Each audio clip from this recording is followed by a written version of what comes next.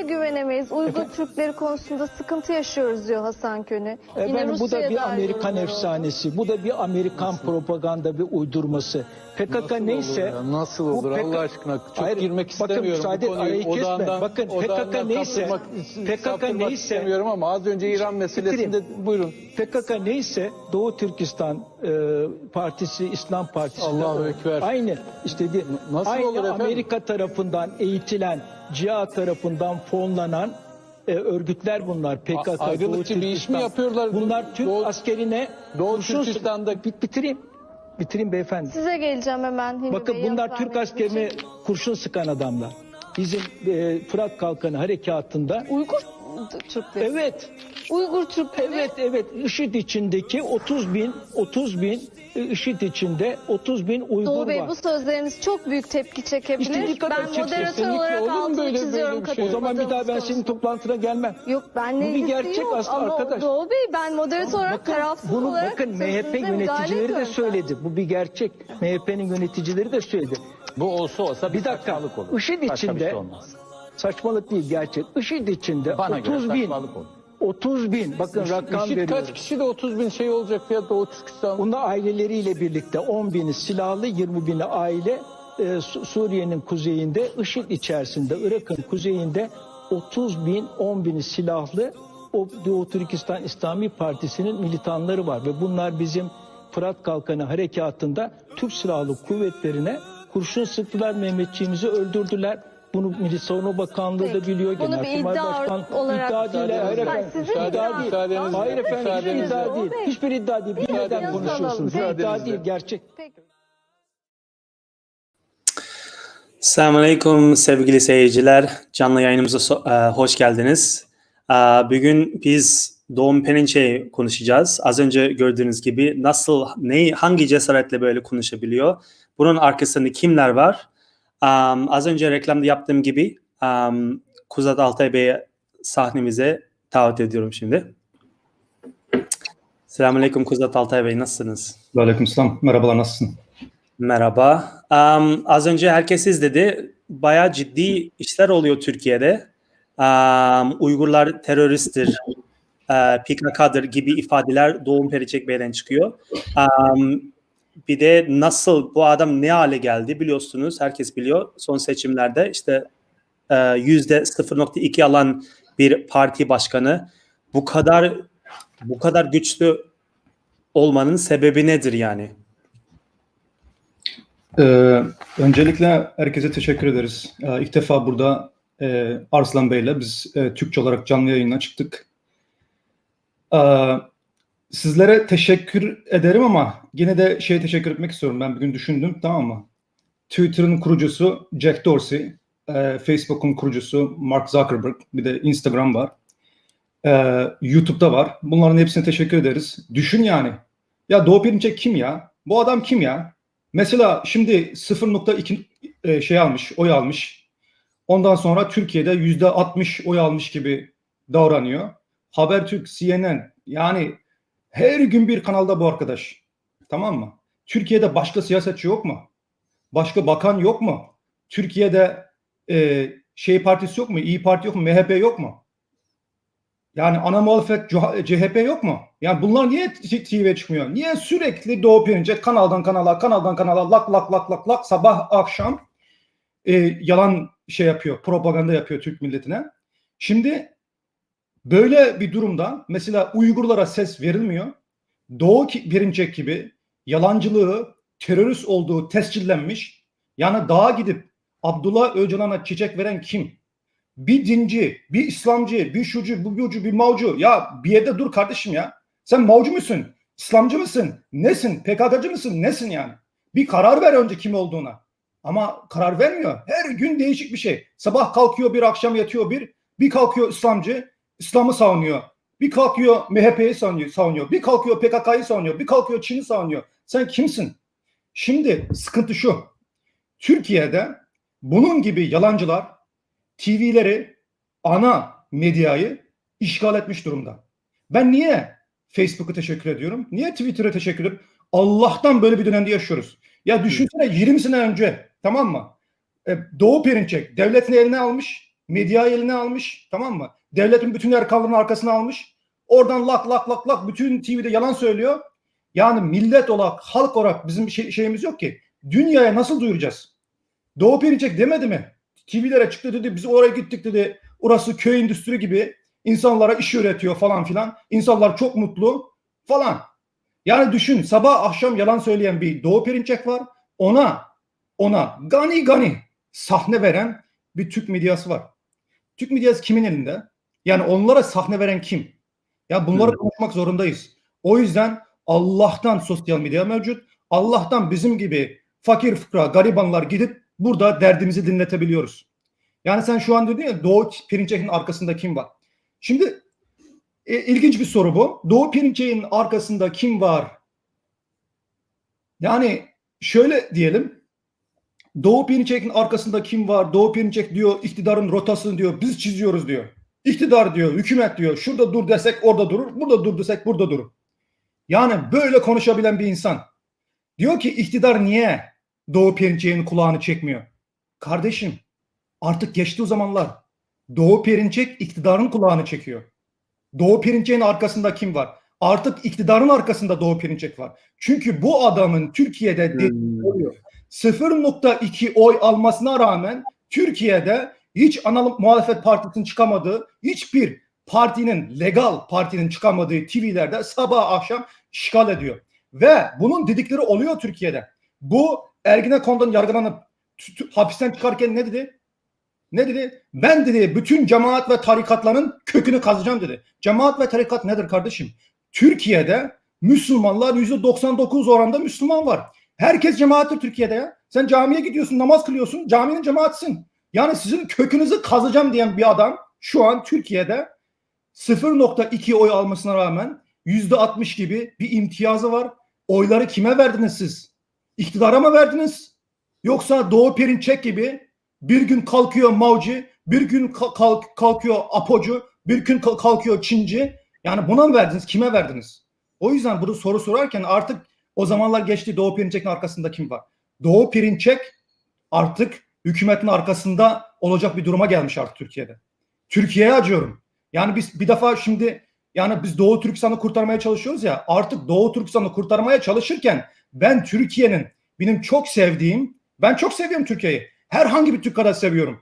Benim çok sevdiğim Türkiye'nin geleceğinden endişe edecek duruma geldik. Neden? Ya 15 sene önce ben Türkiye'ye geldiğimde dünyaya umut bir Türkiye vardı. Bütün İslam ülkelerine, bütün devletlere, Afrika'ya, bütün mazlum coğrafyaya umut veren, parlayan bir Türkiye vardı. Bugün kim var? Kendi vatandaşları askıda ekmeğe muhtaç, sokaklarda hüngür hüngür ağlayan, Uygurlara Çin'e iade eden, Doğu Perinçek gibi böyle sapsız insanların Türkiye yönettiği bir şey var. Bir ortam var.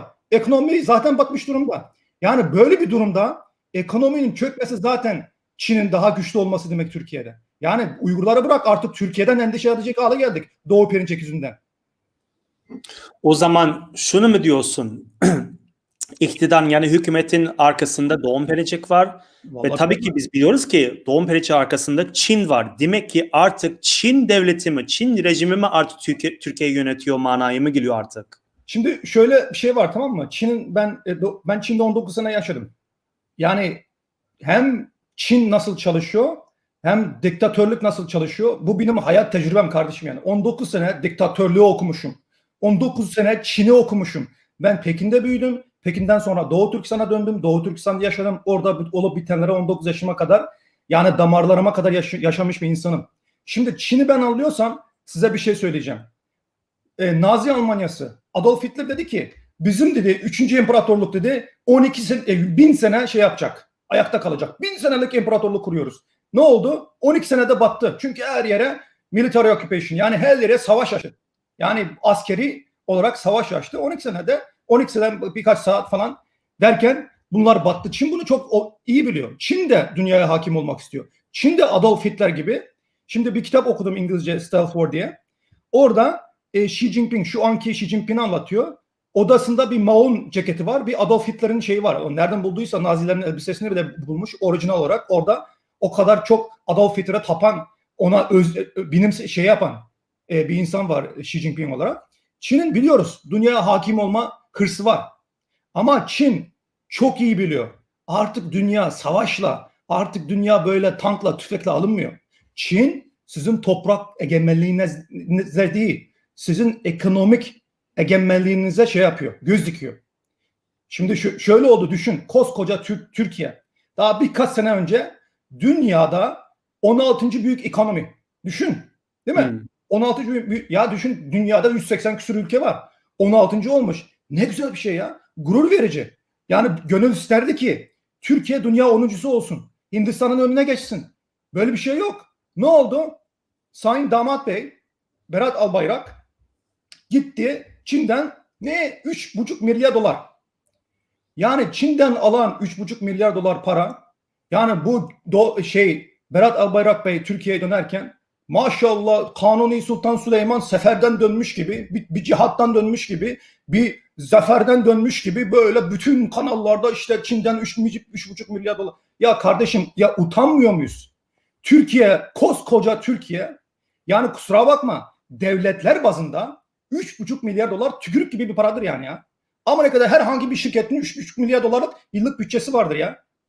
Yani Türkiye Çin'den 3,5 milyar dolar gibi bir para alıp sonra bunu bir zafer gibi ilan edecek duruma kaldıysa vay halimize. Çünkü Çin, bak, Kaşgar eyaleti, Kaşgarlı Mahmut'un yaşadığı o yer var ya, yüz binlerce Uygurlar köle olarak çalıştırılıyor. Binlerce Uygurların ciğerleri, böbrekleri çalınıp satılıyor. Ya muhtemelen o 3,5 milyar dolar oradan geldi kardeşim. Utanmıyor musunuz Çin'den para alırken? Çin şu an yatırım yatırıyor Türkiye'ye. Köprüleri satın alıyor. Orayı burayı satın alıyor. Yani şimdi Türkiye'de bir defa şeffaflık kalmadı. Bilmiyoruz ki Çin nerelere yatırıyor, kimi yediriyor, kimi içiriyor. Yani biliyorsun Çin'in 5000 yıllık şey var. Ta atalarımız, yani Orhun abideleri mi, o taşlara bile yazmış. Çinlerin diyor yumuşak ipeklerine aldanmayın. Şu an yumuşak ipek yok. Ama ben diyorum ki Çin'in şeyi var. Yedir, içtir, gezdir, yatır, sonra sustur. Nerede gezdirdiniz, ne yedirdiniz, ne içirdiniz, nerede yatırdınız da şu an insanlar susuyor. Doğu Perinçek gibi bir Türk düşmanı, bir Müslüman düşmanı, ya insaniyet düşman bir parazit ya, çıkıp Uygurlara terörist diyor. Herkes susuyor. Yani Türkiye şu an, benim korkum şu. Yani Çin ekonomik olarak çok güçlü. Çin'in Doğu Türkistan'da herhangi bir eyaletinde kazandığı, haramdan kazandığı, Uygurları öldüre kazandığı paranın yani %10'unu, %5'ini Türkiye'ye verse, ben bakıyorum şu an Türkiye çok mutlu olacak. Uygurlar hakkında ses çıkarmayacak. Doğu Perinçek gibi Çin'in baş tasmalısı Türkiye'deki sahnelere çıkıp Uygurlara karalayacak, bütün millete. Uygurlara terörist diyecek. Yani durum bu. 2 gün önce Sayın Erdoğan dedi ki biz İsrail devletiyle daha iyi bir ilişki, daha kendi ilişkimizi geliştirmek istiyoruz, iyileştirmek istiyoruz İsrail devletiyle diyor. Ama kırmızı çizgimiz Filistin diyor, yani Filistinlilerin hakkı diyor. Ama Uygurlara gelince keşke aynı lafları Çin'e karşı söyleseydi diyorum ama Türklere gelince ses yok. Şimdi bilmiyorum, insanlarda şimdi Sayın Recep Tayyip Erdoğan'a herhangi bir şey söylemek insanların çok Türkiye'de özellikle insanları çok rahatsız ediyor. Hemen atlanıyor, diyor ki siz diyor bizim devletimize düşman mısınız? Bizim memleketimize düşman mısınız? Şöyle misiniz, böyle misiniz? Türkiye'den nefret mi ediyorsunuz falan. Kardeşim, bir defa Türkiye'yi bütün Uygurlar seviyor. Yani biz öncelikle şunu söyleyeyim. Türkiye'de belki 100 bin tane Uygur var şu an yaşıyor. Biz Türkiye'den minnettarız. Türkiye'den minnettarız demek değil. Biz Sayın Recep Tayyip Erdoğan'a tapıyoruz. AK Parti'ye tapıyoruz demek değil kardeşim. Yani Türkiye'deki şu an Uygurlara verilen imkan, cüz'i imkanlar halkın malındandır. Halkın hazinesinden geliyor. Kimse, düşün yani, Türkiye'de en iyi iş adamı kim? Bilmiyorum. Bir iş adamı düşün Türkiye'de. Yani tırnaklarıyla kazaya gelmiş, zengin olmuş, milyarder olmuş. Anasının babasının cebinden değil, kendi kazandığı paranın cebinden, kendi imkanlarıyla Uygurlara yardım etseydi o adamı gider çok teşekkür ederdik. Ama burada Uygurlara verilen imkanlar Sayın Recep Tayyip Erdoğan'ın kendi hazinesinden çıkmıyor. Bu milletin hazinesinden çıkıyor. Öncelikle Türkiye'nin kurucusu Mustafa Kemal Atatürk'e biz teşekkür ederiz. Bu bir. Yani Osmanlı'dan sonra bir devlet kurulmuş. Ona teşekkür ederiz. Şu anki demokrasiye, şu anki Türkiye'ye ona borçluyuz. Ondan sonra Türkiye bugünlere taşımış. Köylerde, Rize'de çay toplayan ablamız bir yerde tamam mı, çay ocaklarında çalışıp da orada vergisini ödeyen vatandaşımız. Yani burada herkesin Uygurlara yardım ediyor aslında. Bunu bu tarafa koyalım. Şimdi gelelim meselesine. Sayın hükümetin, şu anki hükümetin tutumu meselesine. Şöyle bir şey var kardeşim. Biz kendimize madem Müslüman diyoruz, madem AK Parti'ye oy verenlerin çoğu muhafazakar Müslüman diyor kendine. Dönelim gerçek bizden daha çok Müslümanların dönemine dönelim. Hazreti Ömer. Yani şimdi sen bana der misin? Recep Tayyip Erdoğan ya da şu başkan vekili, şu bu Hazreti Ömer'den daha çok Müslüman. Kimse bunu iddia edebilir mi? İddia edemez. Ya kaç yerde söyleniyor. Hazreti Ömer diyor ki sahneye çıkıyor, çıkıyor. Hutbeye çıkıyor, diyor ki ya evlilik zorlaştırmayın kardeşim. Yani mihri hakkı çok fazla istemeyin. Erkekler, bu gençlerimiz evlenemiyor. Diyor bir yaşlı kadın tak duruyor orada, dur diyor ya. Senin diyor bizim bilmediğimiz bir ayet mi var? Efendimizin bilmediği bir sünneti mi var? Nereden çıkartıyorsun bunu? Diyor, orada susturuyor adamı. O adam diyor mu hemen orada sen bana niye karşı, devlete karşı, hilafete karşı, ümmeti Muhammed'e karşı nasıl böyle konuşuyorsun diyor mu? Orada hemen Hazreti Ömer çekiliyor. Hemen orada kendi yanlışını anlıyor. Haşa, yanlış bile değil. Şimdi ikincisi, bir gün hutbede konuşuyor. Kumaş gelmiş. Arada biri diyor ki, cemaatten biri duruyor ya, konuşma diyor ya. Şimdi konuşma hakkın yok. Önce diyor şu gömleğin diyor hesabını, gömleğin hesabını ver diyor ya. $5 bir şey ya. Diyor ki ganimetten gelen bu kumaşa ben bir tane gömlek yapamadım. Sen nasıl yaparsan, nereden geldi bu para? Nereden geliyor bu çark diyor. Orada demiyor Hazreti Ömer. Sen nasıl diyor ümmeti Muhammed'e şöyle böyle demiyor. Orada anlatıyor, kardeşim diyor. Benim oğlum anlatsın diyor. Oğlu kalkıyor. Ben kendi hissemi babama verdim. Şimdi Hazreti Ömer'i bile sorgulayan bir Müslüman ümmetin, biz ümmetiyiz. Biz ondan devamından geliyoruz. Madem Müslüman olmak istiyorsunuz, soru sorma hakkımız var. Madem Müslümansınız, madem muhafazakarsınız. Bunu da söyleyeyim size. Şimdi gelelim Filistin meselesi, işte Rabia meselesi, şöyle 4 parmak falan filan, işte Arap Baharı'nda bütün ortalık karıştığında orada konuşulan şeyler. Şimdi çok acı verici bir durum. Şimdi bak. Şimdi Cumhuriyet Halk Partisi, tamam mı? Sayın Kemal Kılıçdaroğlu. Bu adam çıkıp şimdi ümmetim, Türk'üm, Doğu Türkistan'daki ümmeti Muhammed'in şöyleleri böyleleri falan filan böyle sahnelere çıkıp şiir okumasa tamam, yani çünkü öyle bir beklentimiz yok. Yani çünkü CHP'nin duruşunda böyle bir şey yok. Ama en azından dillendiriyor. Hakkani bir şekilde, doğru bir, düzgün bir şekilde dillendiriyor. Ama sen düşün, AK Parti, yani şu an benim kafamda AK Parti dediği zaman İslami düşüncelerle gelmiş bir parti. İslami düşüncelerle gelmiş bir parti. Muhafazakar bir parti. Anadolu diyerek gelmiş bir parti. Türklük üzerinden, İslam üzerinden gelmiş bir parti. Özellikle MHP orada. Böyle bir durumda sen boşver İsrail'i boşver ya. Charlie Hebdo mesela bir dergi, bir karikatür çiziyor. Ona aslan gibi ortada, ya şimdi sen nasıl benim peygamberime şöyle böyle, bütün dünyada ya Charlie Hebdo kimse bilmiyor ya. 8 milyar insanın, yani 100 milyonu ya biliyor ya bilmiyor ya. Ya bunların sayesinde Charlie Hebdo dünyaya meşhur oldu. Yani artık duymayan kalmadı. Neden? Kafa kesti gidip insanlar. Şimdi burada yani sanki haşa Efendimizin ihtiyacı mı var sizin Efendimiz'i korumanıza? Haşa İslam'ın sizin protection'ınıza, sizin korumanıza ihtiyacı mı var? Aslında öyle değil. Aslında şöyle. Mazlum Müslümanların birbirine yardım etme vazifesi var.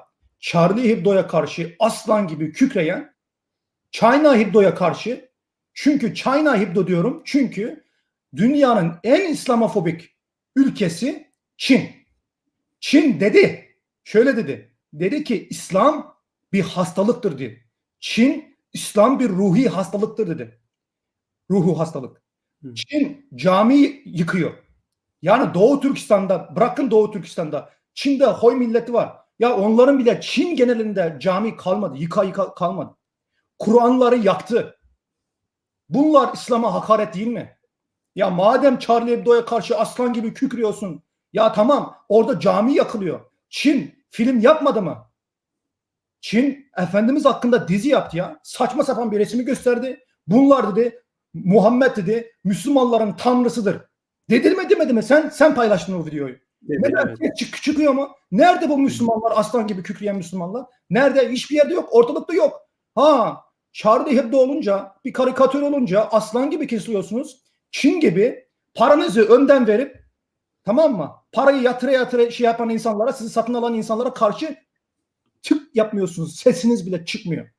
Yani bu kardeşim ikiyüzlülüktür. Çok korkunç. Müslümanların düştüğü çok korkunç bir durumdur yani. Şimdi Doğu Türkistan'da düşün.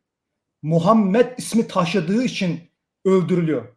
Ayşe, Fatma, Haticeler tecavüz ediliyor. Yani bu insanlar ölümlerine rağmen, yani adamlar öldürülecekler, kafasına sıkılacak, asılacak, kesilecek. Ona rağmen Müslümanım diyor, dininden çıkmıyor. Ama bir taraftan burada böyle Müslümanlar varken bunların iffetini, namusunu hakkında bir şey konuşmuyor. Ama öbür taraftan sabah akşam ümmetin lideri işte bilmem ne böyle kesiyor. Ya bu insan artık kesmez ya. Artık dünya değişti ya. Artık bu sosyal medyada her şey ortada yani. Şimdi bunu fark eden Uygurlar hemen dava açtı Doğu Perinçek'e karşı işte yaptığı ifadelerden ve bugün dün Çağlayan meydanlarında Uygurlar bulundu ve Milli Meclis Başkanı Seyit Tüntürk Efendi orada davada bulundu. Ama burada aslında sadece Uygurlar değil. Burada Uygurlar biliyor ki, yani fark ediyorlar ki bak yavaş yavaş Türkiye, o yüzden biz Türkiye Çin'in 23. eyaleti diye konu koyduk. Aslında eyaleti olmak üzere. Uygurlar bunu fark ediyor. Aslında tüm 80 milyon Türkiye'deki Türkler bu tarz bu sokaklara çıkması lazım. Yani ülkelerine sahip çıkması lazım. Nasıl 15 Temmuz'da meydanlarda durduğu gibi, nöbette durduğu gibi Türkler de durması lazım. Çünkü yavaş yavaş ülke elden gidiyor. Devlet elden gidiyor bence. Şimdi şöyle bir şey söyleyeceğim. Az önce dediğim gibi Çin artık sizin toprak egemenliğiniz değil. Önce ekonominizi ele alacak. Ekonominizle beraber artık yavaş yavaş Doğu Perinçek gibi insanların sayesinde Türkiye'yi ele alacak diye düşünüyorum. Sen düşün, bu yeni Türkiye elçisi, Çin'in yeni elçisi, bilmiyorum Meymenes'in adı neydi unuttum. Ethem Sancak ki Sayın Recep Tayyip Erdoğan'la çok yakınlığı bilinen bir oligark gidiyor oraya. Ziyarete gidiyor. Yani orada ne konuşuldu, ne yapıldı, ne edildi, işte burada muhtemelen para konuşuluyor, muhtemelen ticari şeyler konuşuluyor. Yani şöyle insanlar anlıyorum kardeşim, bakın. Yani ben Türkiye'de yaşadığım zaman Türk milleti çok asaletli bir millettir. Yani bu milli duyguları çok güçlüdür. Yani ben dünyanın birçok yerinde yaşadım. Dünyanın birçok yerinde gezdim. Milli duygu ve düşünceleri belki böyle 1000 katlar herkesi. Herkes böyle Türklük, işte devlet, işte Osmanlı falan filan. Anladık kardeşim. Şunu itiraf etmemiz lazım. Osmanlı'nın torunlarısınız. Ama şunu görmeniz lazım. Artık Türkiye çok aciz bir vaziyette. Yani 2023, 2073, 2093 falan filan. Ya kardeşim yani ekonomi batmış ya. Çin'e 3,5 milyar dolar getirildiği zaman yani böyle Kanuni Sultan Süleyman zaferden dönmüş gibi tantana edecek bir duruma kalmışsınız kardeşim. Ya bu korkunç bir durum ya. Yani MHP başkanı Devlet Bahçeli diyor askılara ekmek asalım diyor ya.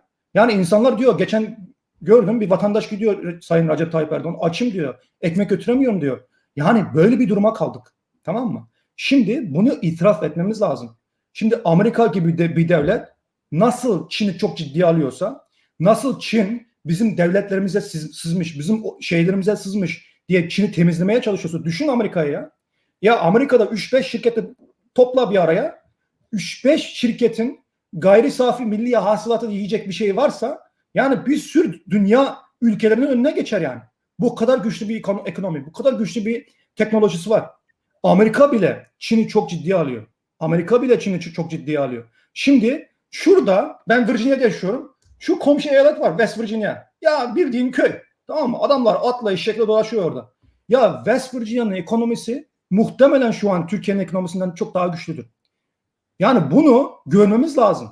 Yani sürekli başımıza kuma sokup ya Türkiye işte Osmanlı'nın şeysi biz işte Ay'a çıkacağız, Mars'a gideceğiz şöyle böyle kardeşim yani realite öyle değil. Türkiye Çin'den gelecek paralara muhtaç kalmış durumda.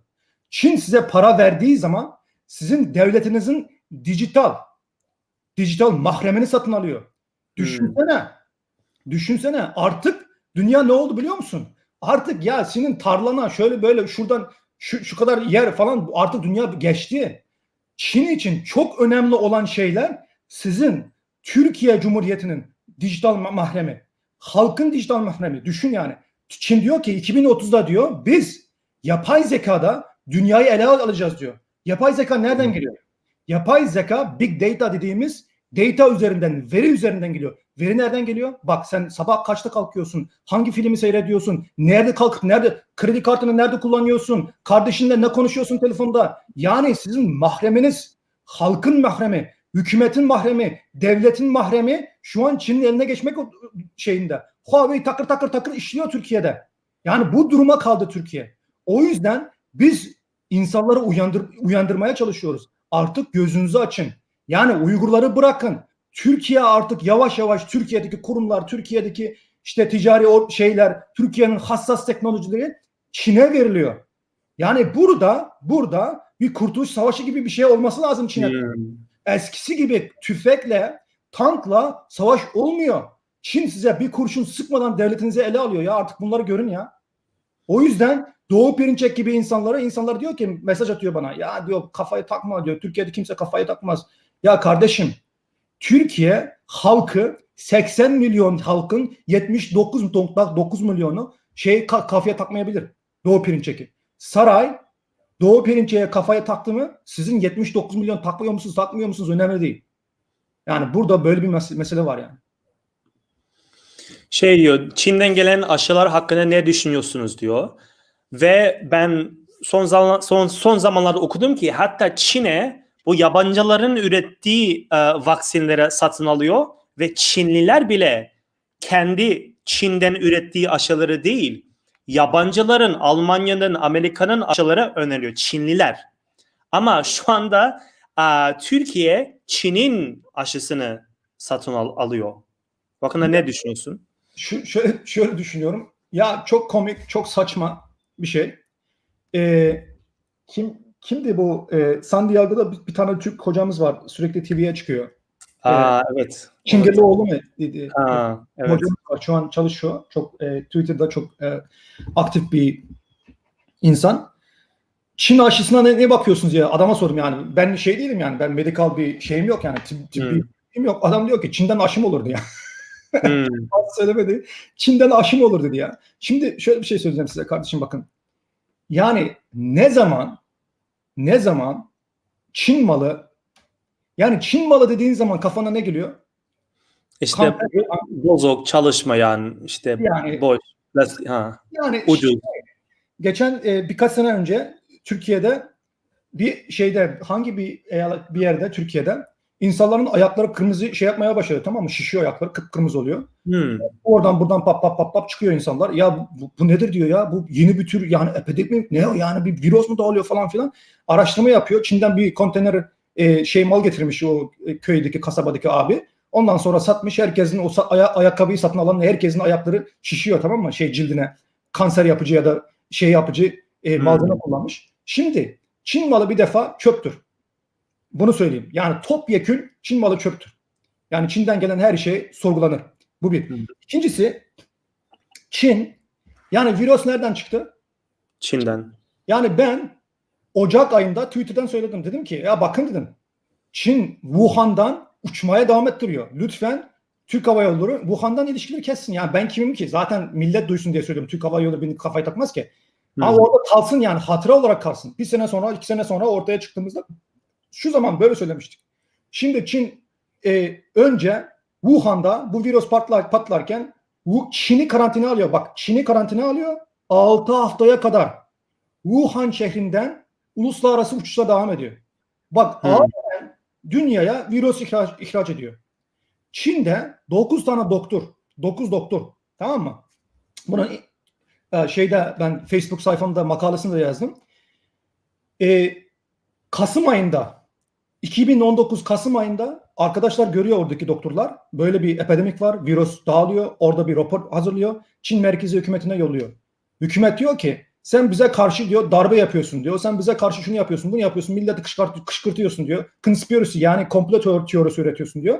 9 tane doktoru hapse atıyorlar, birkaç tanesi orada virüs kaptığından dolayı tedavi görmediğinden dolayı ölüyor orada. Bak, kendi doktorlarını öldürüp oradaki virüs gerçeğini gizleyen, tamam mı? Bu bir. İkincisi, Dünya Sağlık Örgütü orada, bu neydi o memenetsizin adını hatırlamıyorum, yani direktörü var Dünya Sağlık Örgütü'nün, tam böyle Doğu versiyonu, Etiyopya versiyonu. Çıkıyor sabah akşam, ya bu virüs bulaşıcı değildir falan filan. Ya dünya saçma sapan bir yere dönüştü ya. Ya milyon insan öldü. Adama karşı kimse bir şey söylemiyor. Sen dememiş miydin bu virüs şeye dağılmıyor, havadan bulaşmıyor falan filan. Ya kimse sorguya çekmiyor ki bunları. Ya dünya artık ne oldu kardeşim ya? Artık ya kafayı yiyeceğim ya. Neyse. Şimdi bak, bu virüsler bir defa Çin'den çıktı, kasten çıktı. Şimdi Çin'den çıkan bir virüse sen nasıl güvenirsin Çin'e? Nasıl güvenip de Çin'den alırsın? Bir defa Çin bu aşıları Uygurlara yaparak kullanmıştır yani. Muhtemelen Uygurları medikal eksperiment yapmıştır. Neden? Çünkü biliyoruz. Kamptaki Uygurlara bunlar her türlü işkence yapıyor. Tecavüz ediyor, kısırlaştırıyor. Biz nereden bilebiliriz ki bu aşılar Uygurlar üzerinden? Çünkü hani DNA olarak muhtemelen biz Türklere benzediğimiz için bizim üzerimizden denenip Türkiye'ye satılıyor. Yani ne kadar içler acıtıcı bir durum ya. Düşünsene, Doğu Türkistan'da bir Uygur'un böbreğini, gözünü satıp parasıyla Türkiye'ye baklava ziyafeti veriyor Çin ya. Bunu insanlar yiyor orada. Bu bir. İkincisi Euronews. Euronews miydi neydi? Avrupa'nın bir news outleti var. Ne diyor? Diyor ki ya Çin aşısının Çin'deki parakende fiyatı $25. Alman aşısı $20. BioNTech'in. Ondan sonra Moderna 10 küsur dolar, Rus aşısı $10. Ya Çin aşısı Türkiye'nin toptan satın aldığı 50 milyon tane $75. O kardeşim iyi, 2,5 milyar dolar nereye gitti ya? Sen niye Çin malını bu kadar pahalı alıyorsun? Ya işte millet bu parayı ödemez. Millet vergi ödemiyor mu? Millet zam ödemiyor mu? Millet daha fazla doğalgaz parası ödemiyor mu? Daha fazla elektrik parası ödemiyor mu? Nereden geliyor para? Ya tamam, anladık, Edham Sancak'ın babasının cebinden, kendi hazinesinden, yani Türkiye'deki şu an zenginlerin kendisi, tamam biz çıkartalım bu parayı, milleti biz ödeyelim, tamam anladık. Ya öyle değil ki, milletin cebinden çıkıyor bu para. Yani çok çok işler acıtıcı bir durum. Şeyi bırakın ya, medikal tarafını bırakın. Ya niye $75 alıyorsun bunu? Ya bu bir soru yani, insanların sorması lazım bunu. Şimdi ne yapılması lazım ki? Tamam, biz bunu çözdük. Az önce dediğin gibi demek ki Türkiye'ye yapalım yani, Doğu Perinçek artık sizin cumhurbaşkanınız, yani tebrik edelim değil mi? Vallahi yani çünkü gerçek durum öyle. Yani şimdi şöyle bir şey var bak. Sayın Ahmet Davutoğlu başbakan olmuş bir insan. Yani AK Parti'nin ta en önceki dönemlerinde bulunan bir insan. Sayın Recep Tayyip Erdoğan'a sağ omuzunu verip, tamam mı? Yani silah arkadaşı gibi bir insan. Ne diyor? Diyor ki iktidarın ortağı diyor Doğu Perinçek'e. Ya bunu ben demiyorum. Muhtemelen orada top secret diyoruz Amerika'da, en gizli bilgilere zamanında adamın, Sayın Ahmet Davutoğlu'nun ona varsa, mesela biliyorsa onları, bildiği bir şey vardır, bunu söylüyor. Sayın Ali Babacan, Ekonomi Bakanı, Türkiye'nin ekonomisi en güzel, en gelişmiş, en independent, yani dünya ekonomisinin işte 16.'sı falan filan böyle övündüğümüz zamanlarda bakan olmuş. Bakın, altını çizerek söylüyorum falan filan demiyor orada. Gerçekten bilgisiyle İşte Ağustos, işte Eylül, işte December'den falan filan böyle bir şey söylemiyor. Orada kendi bilgisiyle Türkiye'nin ekonomisini dünya ekonomisinin en önlerine getirmiş yani. Düşün yani. Böyle bir insan Sayın Recep Tayyip Erdoğan'a sol omuzunu vermiş. İkisi iki taraftan omuz vermiş insanlar. O da diyor Doğu Perinçek diyor iktidarın ortağı diyor. Bu da diyor Doğu Perinçek iktidarın ortağı diyor. Yani artık yani biz başbakan mı, bakan mı, makan mı yani önemli değil. Ama ortak. Ama orada TV'lere çıkıp açık açık söylüyor. Diyor ki iktidarın diyor rotasını ben çizerim diyor. Yani biz hepimiz biliyoruz. Sayın Recep Tayyip Erdoğan'ın bayağı bir şeyi var, temperi var. Yani şey bir insan, sinirlendiği zaman masaları yumruklayan bilen bir insan yani. Böyle erkek gibi bir adam yani. Yani herkese gücü yeter. Ama bir bakıyorum Doğu Perinçek meselesine geldiği zaman bir ses çıkmıyor. Yani burada ne olup ne bitiyor ben bilmiyorum ki. Şunu biliyorum. Doğu Türk Perinçek Türkiye'yi Çin'in bir eyaleti, Çin'in işte bir ülkesi, Çin'in işte bir kolonisi haline getirmek istiyor. Halk bunu görmek zorunda olması lazım. Halk bunu görmesi lazım. Bakın tekrar söylüyorum. Artık tankla, tüfekle, işte yumrukla, şeyle, tekmeyle, tekme tokat böyle savaşan zamanlar geçti. Artık dijital olarak, ekonomik olarak Çin, Türkiye'yi ele alacaklar. Uyanın, Uygurları bırakın, kendinizi kurtarın. Ben bunu diyorum Türklere. Bunu söylerim. İşte yavaş yavaş toparlarsak biz diyoruz ki lütfen Türkler, özellikle milliyetçi Türkler kendi ülkenize sahip çıkın. Yani Çin'in 23. eyaleti olmayın. Yani Şincan Türk özerk bölgesi ileride adlandırılmasın güzel ülkeniz. Ya öyle bilmiyorum yani muhtemelen Türk milleti buna izin vermez. Bizden ders alacak şey yok. Yani haddimiz değil. Yani bin seneye yakın 600-700 sene böyle devletçilik tarihi olan, devleti nasıl yönetmeyi çok iyi bilen insanlar bizden şey alacak halleri yok. Fakat ben şu açıdan söylüyorum. Ben Çin'i biliyorum. Ya bak Türkiye'yi bilmeyebilirim. Ben Çin'i biliyorum kardeşim. Bu Mao'cular, Doğu Perinçek gibi bu tür insanları biliyorum. Ben diktatörlük nasıl çalışıyor bunu çok iyi biliyorum. Diktatörlüğün içinde büyüdüm. Orada ayakta kalmaya çalıştım. O yüzden sizi uyarıyorum. Geliyor. Yani artık şey yok yani. O Çin çok uzaklarda, uzak doğu değil ya. O doğu çok yakın artık. Doğu artık sizin içinizde. Yakın doğu oldu. Hatta yüreğinize ta Çankaya'ya kadar, Ankara'ya kadar hani doğu sizin içinize girdi artık. Çin'in doğusu. O yüzden bunları görmek zorundayız. Bir de şöyle söyleyeceğim sana. Türk milleti ne yapabilir? Türk milleti şunu yapabilir. Ben Instagram'dan yaklaşık 2 aydır Türkçe yazmaya başladım. Çünkü benim görüşüm şu. Yeryüzünde bak gittik Avrupa Parlamentosu'na gittik, İngiltere Parlamentosu'na gittik, Amerika'da konuşuyoruz. İnsanlar gerçekten çok samimiler, çok Uygurlara yardım etmek istiyorlar.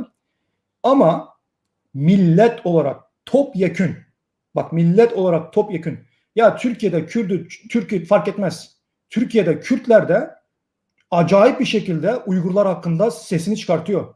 Tamam mı? O yüzden burada Kürt, Türk, şöyle milliyetçi falan filan artık bunlara bakmıyorum. Ama MHP'ye bakınca milliyetçilikten de soğuyorum ya. Milliyetçilikten de soğuyorum. Devlet Bahçeli mesela Çin'in arka bahçesi olmuş yani. O yüzden bak milliyetçilik, İslam falan filan, ümmetçilik falan bunlara artık midem bulanıyor benim. Yani imanımı zor kurtarmaya çalışıyorum. Neden? Ya bunlara bakan Müslümanlar, bunlara bakan milliyetçiler Allah belanızı versin diyecek duruma geldiler yani. Ama şunu anladım. Halk olarak Uygurlara en yakın bu gerek kültür, bu gerek din, bu gerek düşünce tarzı, bu gerek hayat tarzı. Yani bizi o kadar benimseyen, o kadar seven insanlar var ki Türkiye'de. Bu kadar bizi çok sevmesine rağmen Doğu Türkistan'da neler olup bittiğini bilmiyorlar insanlar. Bana diyor ki ben bilmiyordum diyor. Abi diyor iyi ki diyor bu sayfayı açmışsın diyor. Ben bunu okuyunca diyor şakaklarım aşağı indi diyor. Bilmiyordum diyor. Ya düşünsene biz bir de Uygurlar olarak kendi vazifemizi yapmadık. Çünkü Uygurları en çok seven, en çok destek veren hatta bana gelen mesajlarda diyor ki abi diyor savaşacaksak gidip savaşalım diyor. Ben artık hayatımı bile veririm. Ya bu kadar benden bir tane Uygur'dan böyle bir mesaj gelmedi ya. Bu kadar insanlar var. Para mı lazım? Abi evimde bir boş oda var. Oraya bir tane Uygur getireyim. Yani bu kadar mesajlar geliyor bana. Bu kadar bizi seven bir millete 80 milyona biz derdimizi dinletemezsek eğer 8 milyar insana nasıl dinletelim derdimizi? O yüzden şimdi 2021'de işi gücü bırakalım. Türkiye'deki Türklere, dünyadaki Türklere biz Uygur meselesini anlatalım. Neden? Diasporada kaç Uygur var? 20 bin, 30 bin. Yani Çin'den korkmadan kendi akrabaları şu an rehinde olduğu için Çin'de konuşamayan zaten %98. Yani ortalıkta Doğu Türkistan için çalışan toplam nüfusun diasporada %2. Tamam, birkaç yüz kişi, yani parmakların şeye kalıcı kadar, yani az insanlar. Şimdi ben şunu anladım kardeşim. Diasporadaki Türkler, dünyadaki Türkler, diasporadaki Uygurlarla eşittir. Hatta onlar daha çok şey yapabilir Uygurlara. Ben Amerika'da, Avrupa'da bizim Uygur nüfusuna ihtiyacımız var. Ama yok. Çok az nüfus var ama onlar da akrabaları rehinde olduğu için konuşamıyor. Ama bir bakıyorum Türkler zaten Uygur. Uygurlar zaten Türk. Ya düşünüyorum, bu insanlar hepsi aynı anda konuştuğu zaman, yani bizim bu davamız, bizim bu Doğu Türkistan'ın davası dünya gündemine artık Türklerin yardımıyla taşıyacağız. Dünyanın her yerindeki, bu gerek Almanya'da, gerek bu İngiltere'de, gerek bu başka yerde, gerek Amerika'da, gerek Kanada'da, tamam mı? O yüzden çok önemli. Şimdi 80 milyona dinletmeden derdimizi 8 milyarda dinletemeyiz. Bu adamlar gerekirse şöyle demiyor, Allah yardımcınız olsun şöyle böyle falan diye gizlenip yatmıyor. Böyle bütün suçu, kusura bakma, bütün responsibility, ne diyoruz, mesuliyeti Allah'a verip Allah yardımcınız olsun. Ya Allah yani arştan inip bize mi yardım edecek kardeşim? Müslümanlar böyle şey yapıyor yani. Bu iki yüzlük burada. Allah yardımcınız olsun, tamam, ama biz ne yapacağız? Bunu konuşmamız lazım. Şimdi gelelim. Ben bir şey anlatmak istiyorum. Kusura bakma, biraz uzattım. Türkiye'de düşün, insanlar daha bilmiyor. 80 milyonun 8 milyonu bile bilmiyor. Tamam mı? Biz ne yapmamız lazım? Neden bilmiyor? Sence neden bilmiyor kardeşim? Neden Uygurlardan habersiz? Çünkü Doğu Perinçek gibi din düşmanı, Türk düşmanı, insaniyetin düşmanı malcı TV'de, Habertürk'te, CNN'de, ya maşallah, yani hiçbir muhalefet partisinin çıkamadığı TV'lerde sabah akşam lak lak lak lak lak Çin'in tellallığını yapıyor. Tamam mı? Çin diyor, Çin'i büyütüyor, Çin'in ekonomisi şöyle böyle falan filan şey yapıyor. Uygurlara ses verilmiyor. Yani Uygurlar, hatırlıyor musun? Taksim'de, ya düşün. Taksim'de İstiklal Caddesi'nde, İstiklal ne demek? Bir milletin, bir devletin özgürlüğü demek. Yani Türk devletinin İstiklal Caddesi'nde adamlar ne yapıyor? Kızlar, erkekler, 3-5 tane genç. Ya anasının, babasının resmini böyle bastırmış tişörte. Annem nerede diyor. Orada batsın Çin, şöyle böyle bir şey yok. Annen nerede? Buna Türk polisi tahammül edemedi. Orada durdurdu onları. Ya onlar bağırmadı, çağırmadı. Sadece şu sokakın başından bu sokağın başına yürüyorlar. Orada Türk polisi bunları kuşattı. Dedi ki, tişörtlerinizi ters giydirip çıkmazsanız buradan dışarı bırakmayız sizi. Adamları tişörtünü ters giydirerek ta Irak'ta Türk polisinin başına çuval giydirmiş gibi hakaret ederek tekme tokat kovdular İstanbul'un orta yerinden. Düşün yani, TV'lere boş ver. TV'ler zaten şu an Çin medyası olmuş. Yani sokaklarda eylem yapmak istiyor, polis izin vermiyor.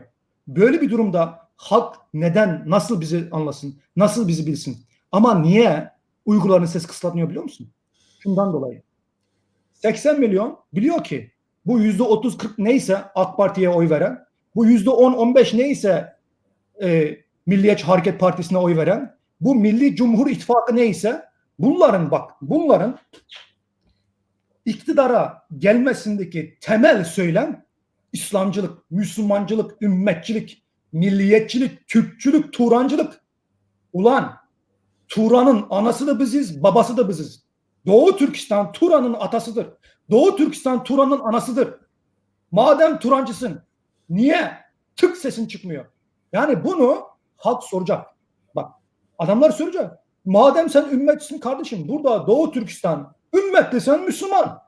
Yani adam İslam için canını veriyor. Adam imanına tutunabilmek için öldürülüyor, katlediliyor. Ona rağmen Müslüman oluyor. Ya has Müslümanlar bunlar. Bu kadar güzel Müslüman olur mu? Canını veren İslam için. Demez mi bir insan? Demez mi bu bir insan? Ya bizim Türklerin atası Doğu Türkistan'dan geldi. Kaşgarlı Mahmut Kaşgar şehrinden, Doğu Türkistan'dan geldi.